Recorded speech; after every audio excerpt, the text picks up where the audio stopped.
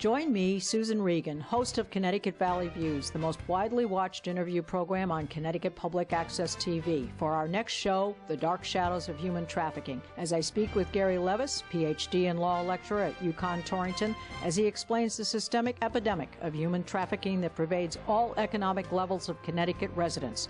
This Thursday on Nutmeg TV, Comcast Channel 5 at 7:30 p.m.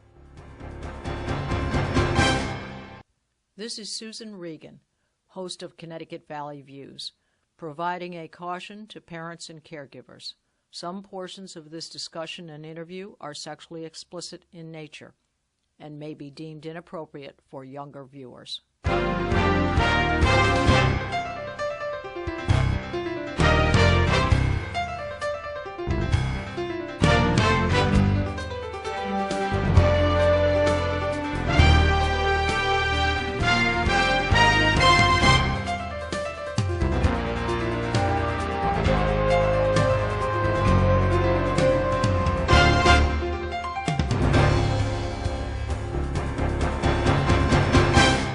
Hello, I'm Susan Regan, your host for Connecticut Valley Views. And today we're in Torrington on a UConn campus, and we're going to be interviewing Dr. Gary Levis.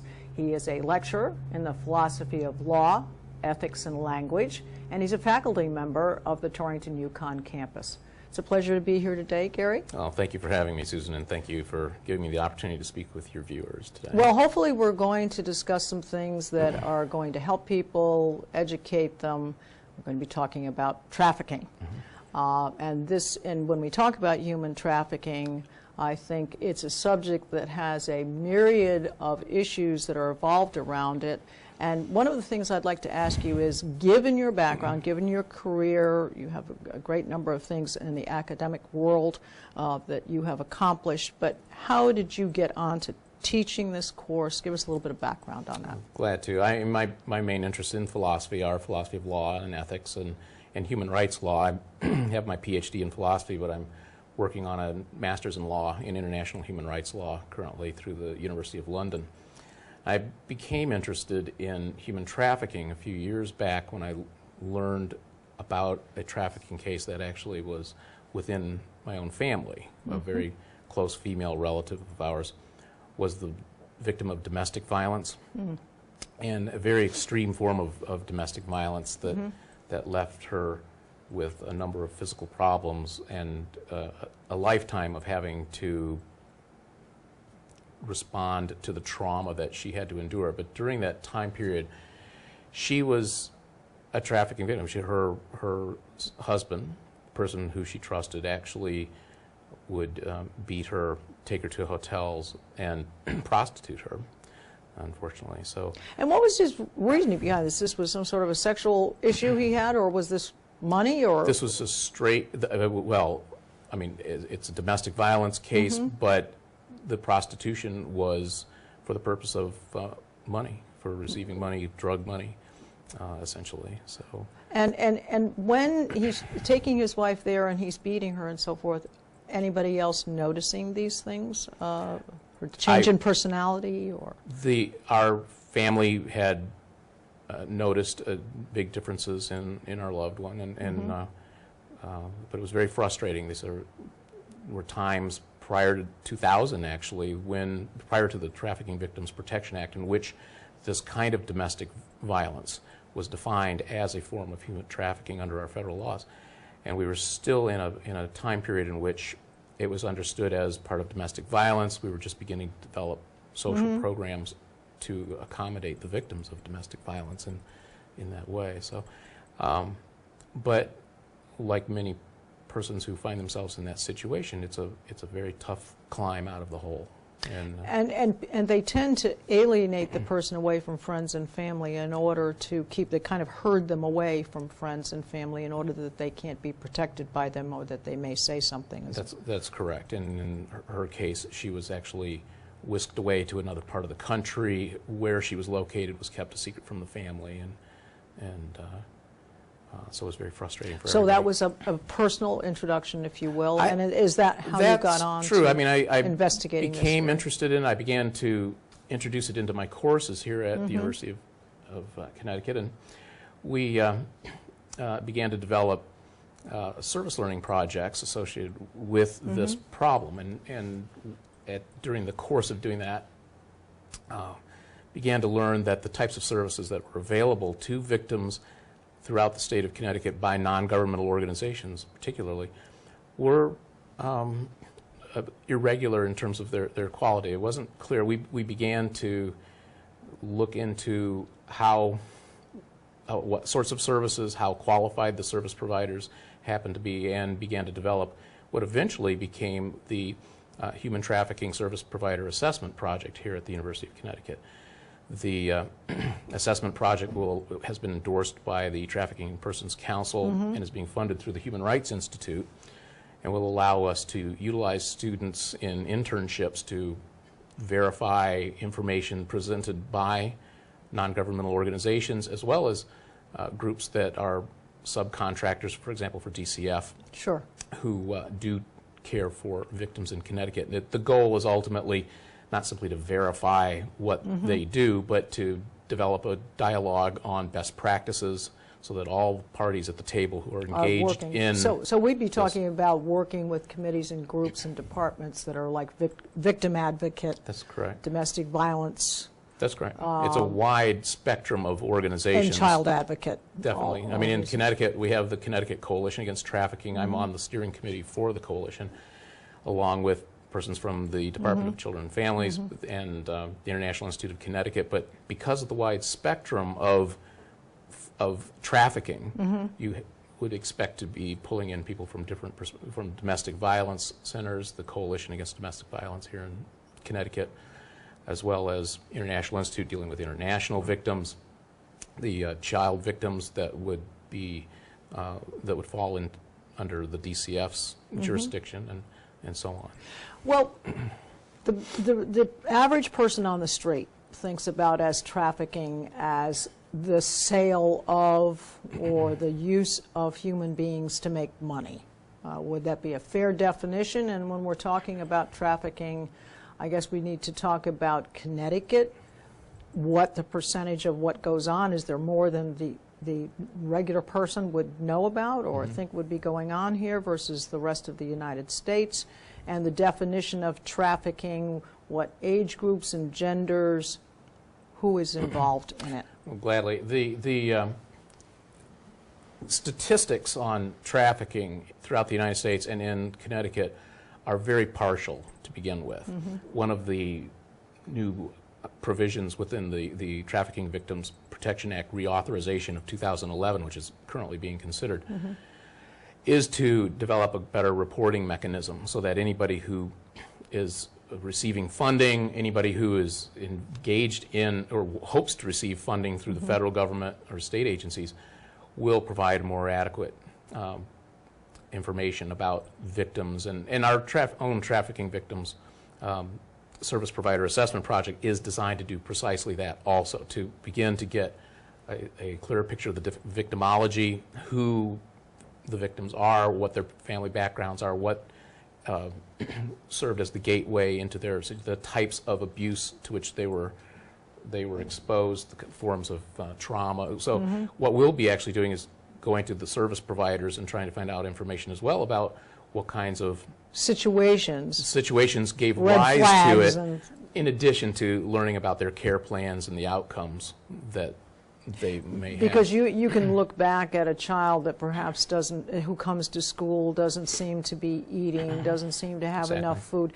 That's an alertness to the fact of what kind of home life does that child have, and is there only a mother or only a father? And if it's only a father, or it could be a mother too, but only a father, is that father possibly doing something with that child, because the child seems to be isolated, unhappy, and not working up to speed. So if you can identify these situations up front, then you can start to look for concerns. That's very true. And one of the, I'll go to some of the demographics of trafficking in a second, but I want to point out that this is an issue that is very close to home, very underreported, and one of the goals of DCF, as well as the Department of State, the Department of Justice at the federal level, is to raise public awareness of just how close at home. It's at arm's length. It's in our families, and needs to be at least risky behaviors that are conducive to becoming a victim of violence is very.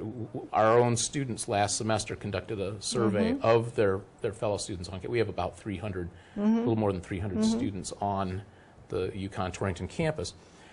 We had about 100 or more respondents that we broke down into male, female, and transgendered. Among that group, 5% were transgendered, and then the rest split male and female fairly evenly. But what we found, the students that were conducting the survey drew up a list of possible risk factors. Risk factors that include, for example, are you exposed to violence at home? Would you go to a bar and go home with a stranger? Would you allow pictures of yourself taken? And we found that at least 20% to 30% of males and females, and higher for the transgendered youth, were at a fairly high level of danger for being victims of domestic violence and for trafficking, sex trafficking particularly. Okay, which leads me to another question then, is the fact that these things are going on, have they been going on at this rate right along, and it's only because we are now becoming aware of it, or are there things such as the internet that are contributing to the escalation of these situations? I definitely think that the internet and digital media in general have led to an escalation, but also a qualitative difference in terms of the kinds of exposures and risks to which it's becoming almost normal for violence. Are exposed. Yeah, and normal to see these kinds of pictures, and it's gotten to the point where it's acceptable. It's true. It's true. We have had an explosion on the internet of pornography, an explosion of access to prostitution, and that exposure is not just a matter of degree. It's not just, taking what's out there in terms of people's interests in sex and magnifying Playing it. on It's that. a very different kind of thing because the internet is interactive. We have a situation now where if somebody wants to arrange a meeting with a prostitute, they can do so online fairly safely. They don't have to trundle down to Hartford and check out the red light district. Right. And so there's a greater anonymity to being a John these days. You can find basically a network of other persons. Victor Malarek indicated in his book, The Johns, that there are many people on the internet that will provide information concerning the locations of police officers, the location of particular prostitutes who provide services of a certain sort. They even provide you with help if you feel guilty about betraying your spouse. Right. They will come to you and they'll say to you, Right. "No, it's her fault." Sure, because it helps them make the sale. Right. Right. So it's a very different, and it's a very big problem because, and we can talk about this if you like, but there will be issues concerning censorship that arise about the internet with regards to pornography, prostitution, ads for escort services and such like that. In terms of you were asking about the demographics. The statistics are partial, but I think probably the best study that we have of trafficking in the United States that came out from the Department of Justice's Bureau of Justice Statistics indicated from the years 2008 through January of 2008 through June of 2010, there were 2,515 investigations that were opened during that time period. Roughly, on average, you'd have about 900 to 1,000 investigations per year. And is that because the activity was so blatant or so many people involved? Well, because The internet does two things. It allows these people to operate, but it also helps the law to catch them, too. It's been argued that, in fact, the proponents of keeping escort ads from Backpage.com and the Hartford Advocate and such online indicate that one of the great social benefits of those ads is that it facilitates law enforcement. Yes. And that should need to be worked into any utilitarian Right. analysis of the situation. The, in what we're seeing is that the 2,500 or so cases over that 2.5-year period, it's very interesting. We had, these are cases that have been opened, but again, this is partial information because these are only cases that are being reported to the Department of Justice that have been financed and funded in some way by the federal government, either at the local, state, or federal level. So there are other agencies. There's over 16,000 law enforcement agencies that are capable of bringing charges against persons involved in trafficking in the United States. And many of them are not going to be represented in these statistics. But if this represents some of the organizations that are at least accountable to the federal government and are keeping records, which is all very important. And of that huge number of investigations, 2,500 investigations, of which there may be multiple victims per investigation and multiple persons charged as well, we found that about 83% of those investigations involve sex trafficking, and only about 11% involve labor trafficking. Then there's another 7% that are somewhat And indeterminate. labor trafficking meaning, you mean to get people to work for you? Okay. Okay, so domestic labor, bonded labor, you know, much of it in agriculture, manufacturing, and such, but as opposed to sex labor, which will involve prostitution. Now, that's very interesting. I mean, it means that our primary problem in the United States is with sex trafficking. Now, in terms of who falls into these different categories, as far as the actual victims that have been acknowledged here, when it comes to sex trafficking cases, in terms of the way racially, African Americans form the largest group, somewhere in the neighborhood of 40%, whereas whites are about 26%. The remaining are Hispanic and Asian. When you look at labor trafficking, it's quite different. Most of the victims of labor trafficking are Hispanic. 63% are Hispanic, 17% are Asian. So, all right, so would we say then the poverty level contributes to the first, and the latter is because language barriers, they can't defend themselves, they can be hired easily or for small amounts of money, or I think it's forced into labor. It's not so much. I think. Can we profile it somehow? I think actually the way to look at the differences here is in terms of the nationalities of the different groups. When it comes to sex trafficking, largely 4/5 of the persons who are confirmed sex trafficking victims in the United States, 4/5 are U.S. citizens. Whereas when it comes to labor trafficking, 95% or more are either undocumented aliens or qualified aliens of some sort. So what the labor sex trafficking divide also corresponds to a international trafficking versus domestic trafficking distinction. So the large number of the largest number of our cases in the United States are domestic and they're sex trafficking, and it's primarily African American and white females who are victims. Not to say that there isn't a trafficking problem with the LGBT population. What exacerbates this problem, what makes it possible for those numbers to be as high as they are, is that you had asked about poverty and the like, is that we're dealing with, on the domestic side, with a number of people who are coming from broken homes, runaways.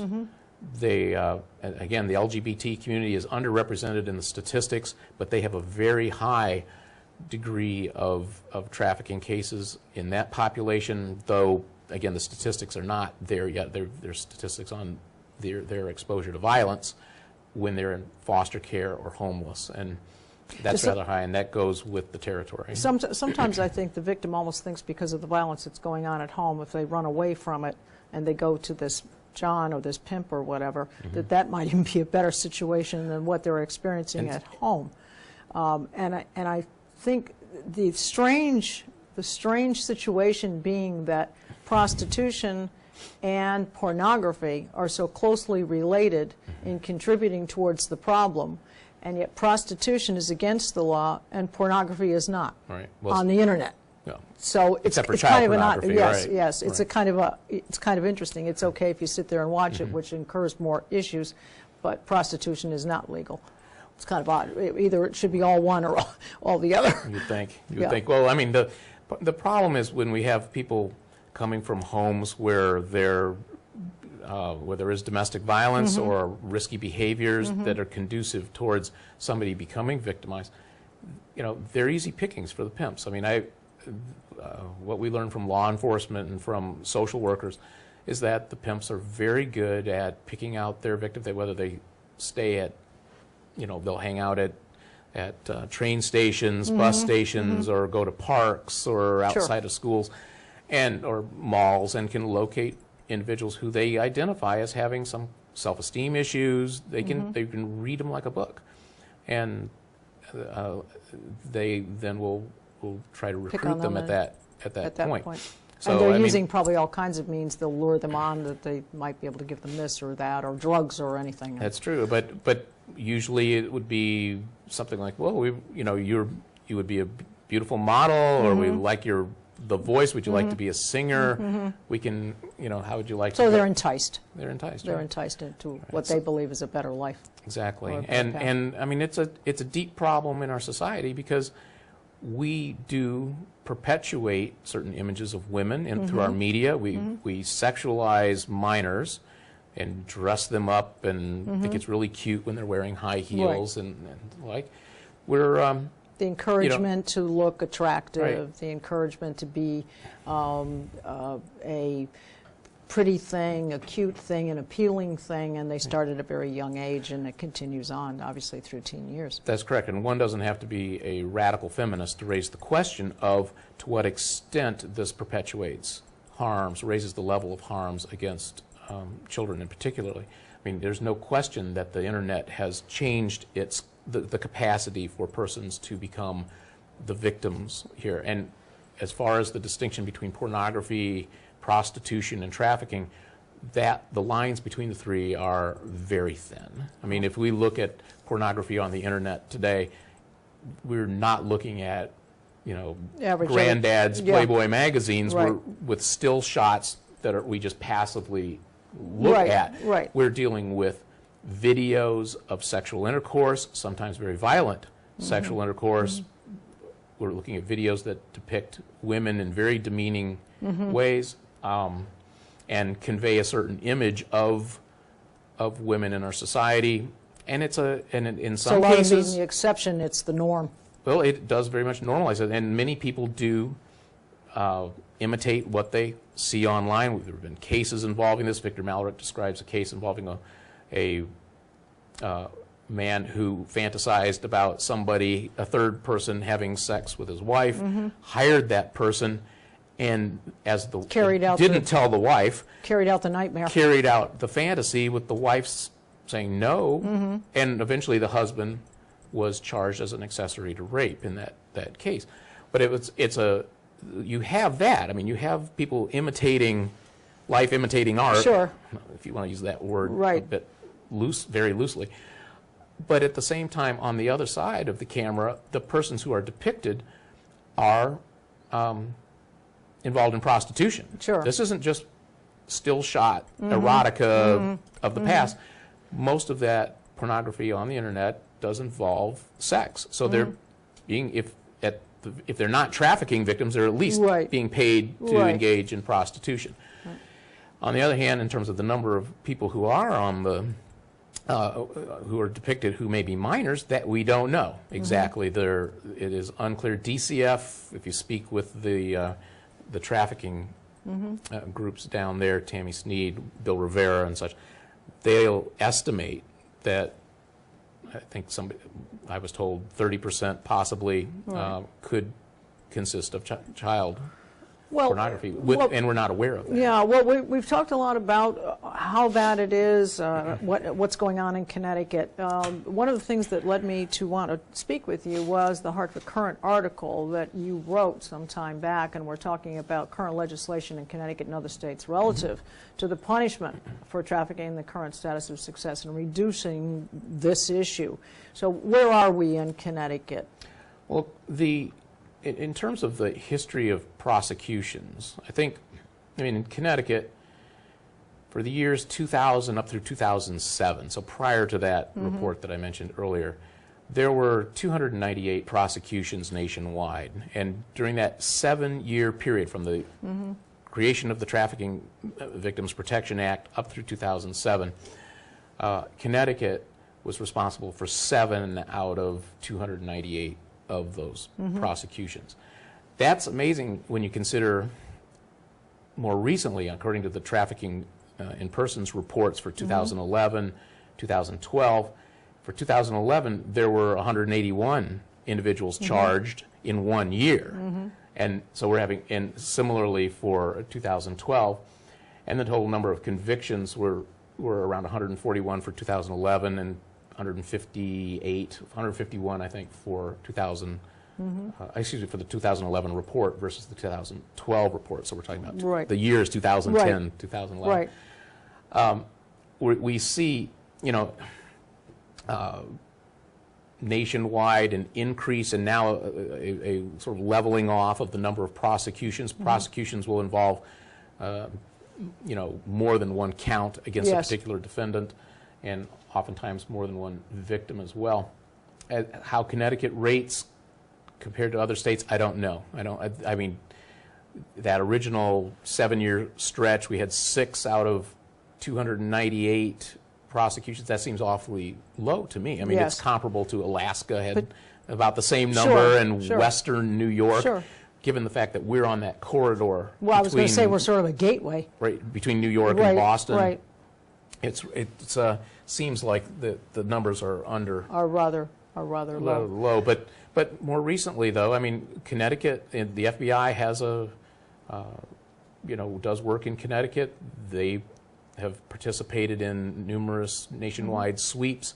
Connecticut is no exception to that. And when they do conduct these sweeps, they are usually scooping up 5, 7 minors at that time and placing them in the hands of DCF. And hopefully saving some lives here. And that's saving lives more than just from death, but saving lives going forward for could be a life of turmoil. But the real champion in Connecticut in terms of prevention, raising public awareness, and providing services to the most vulnerable victims, who are the minors, is the Department of Children and Families. And the DCF developed a protocol for dealing with the input and care of victims in Connecticut that is making itself known to law enforcement and other service providers in the Connecticut area. It is hailed around the country as being a wonderful example of how to do things right. Well, speaking of that, there are some hotline numbers. If people feel as though they either within their family or neighbors or someone else that they have seen that's been a friend of theirs, and now they feel as though that friend is kind of drifting away from them, and they suspect something's going on, you have some hotline numbers that we can get. True, and again, bear in mind that there is a wide spectrum of persons that might need assistance. The national hotline number for the National Human Trafficking Hotline is 1-888-373-7888. If somebody is a victim of domestic violence and also trafficking victim, they can certainly call the Connecticut Coalition Against Domestic Violence at 888-774-2900, or even more locally, one of the organizations like the Susan B. Anthony Project here in Torrington, which is 860-482-7133. If you suspect a child has been a victim, call DCF, 1-800-842-2288. International victims who may want to call the International Institute of Connecticut. They're funded under the Department of Justice's Project Rescue. They can provide legal services and further referrals to health providers, and their number is 203-336-0141. So I was going to say that in terms of our own progress in Connecticut, we do have very good groups in these organizations that are leading the way.